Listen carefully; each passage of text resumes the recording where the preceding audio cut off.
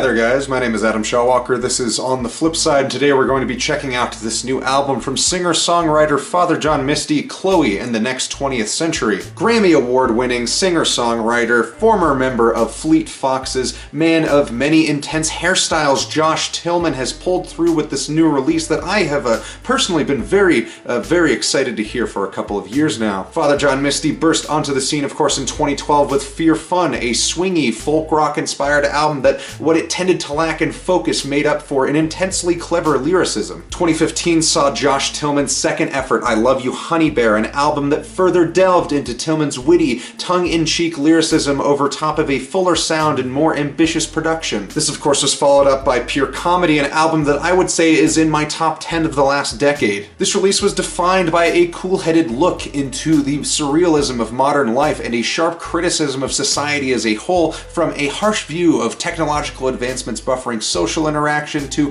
a much more grounded look at how these things have affected Josh Tillman as a whole. The next year we got God's Favorite Customer, Tillman's most personal album to date, with a more stripped back, but no less theatrical glimpse into Josh Tillman's personal struggles with issues ranging from depression to struggles maintaining a strained relationship with his wife. And now on this new album, Chloë and the Next 20th Century, we see Mr. Tillman further stepping back into what is largely a much more plain, less grandiose sound with an interesting fusion of swing and folk and jazz elements. And a lot of this record tends to shy away from the big sweeps and swells that have become a bit synonymous with his newer releases. And yet still, Josh Tillman has this very keen sensibility for captivating songwriting that makes these songs no less fantastical than his more ambitiously produced albums. The first track, Chloë, is probably the most swing-heavy song on the album that gives me an almost David Lynch-style vibe. This song sways beat to beat while Tillman gives a very light, floaty delivery on his vocals. This song seems to be a bit of a love song or even an homage to this album's Chloë figure, who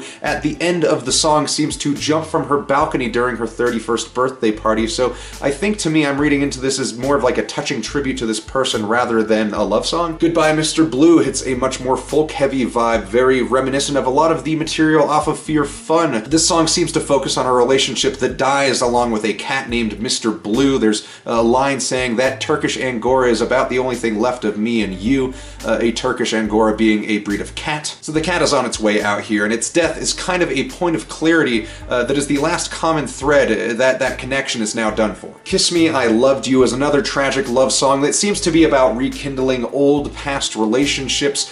Tillman seems to be having this debate in his head about how he wants this person who he's loved to kiss him, despite knowing that the dreams he has had with this person have long since been buried. The song has a really cool jazz vibe on the instrumental side of things, and while I'm not sure if I love it, there is this pretty cool vibrato effect on most of the vocal parts. It's fairly subtle at most points, but it does add a bit of character to this song, making it almost sound like every request to kind of be kissed is trembling with an anxious anticipation. Everything But Her Love feels like Josh Tillman is playing with this scenario where he's describing being a third party to someone, wanting the love of this woman, and it seems like he's trying his best to console this person by trying to provide for this person who's down in the dumps, wanting to give them everything but unable to give them what they want, being someone else's love. The only other way I could interpret it is Josh has written this story and is kind of playing God by denying his invented character happiness by not giving him love. It is a little bit more abstract, and I think it could go either way, but I still like that it leaves things loose-ended. Buddy's Rendezvous is a heavy dive bar ballad that, according to Josh Tillman, is a track about a guy who gets out of prison and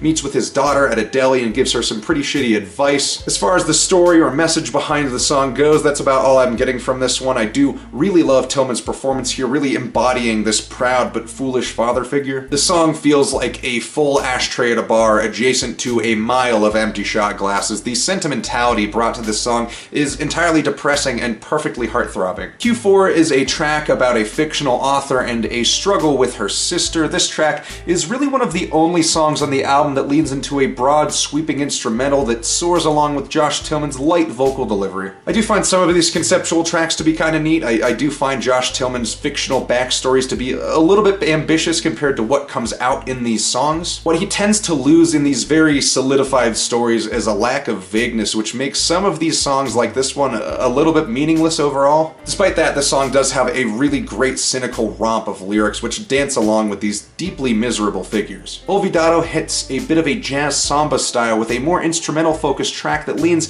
into not having enough words to say, so just kind of saying forget it. So this song, as a result, is largely focused focused on the chorus, which translates to forget it, another moment, forget it, the destiny decides. So I kind of like the concept. It's simple, it's a cool throwback sound for samba, and it's cool to hear Josh Tillman tackle this style, which he pulls off very gracefully. Funny Girl hits on a really slow jazz note. This song sounds like it's about someone who's focused on a girl in a very shallow way, wanting to be close with this person, but also not really putting in the effort either, out of not being very good with handling someone that they view as captivating and powerful, or just being a little bit too reserved to be willing to give that person more than a chance in anything that's not more than hypothetical. Only a Fool touches on a bit of what the last song went into, with a bit more of a broad scenario about generally being foolish and regretful of not making the right moves. It's really just a lot of sad love songs stacked on top of more sad love songs for the majority of this album. We Could Be Strangers throws you for a bit of a loop, trying to come off as like another song about fleeting love stories, but the song pans out and the two people this song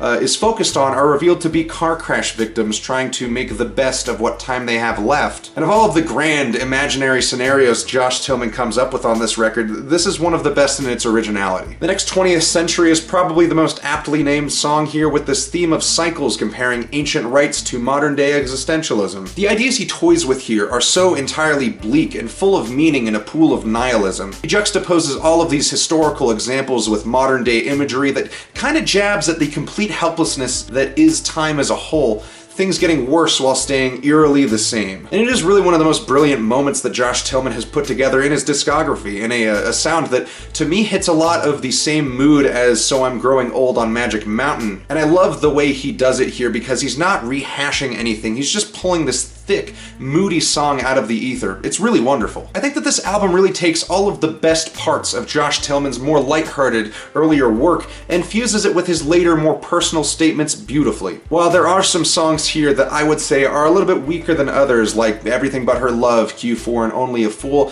those songs are still right in line with the mood of this album. And a lot of this album is still very much a hit for me, ending things with the 1-2 punch of We Could Be Strangers and The Next 20th Century is just such a good move, the latter of which I'm going to have drilled into my skull for a very, very long time. Chloë in The Next 20th Century is a very good 8. Thank you all so much for watching. Let me know what you thought of the album in the comments below, and like this video and subscribe, and don't forget to click the bell. If you want to help out the channel even more, you can check out my Instagram and my Reverb store. Links to those are in the description below. Thank you all so much again, and we'll see you on the flip side.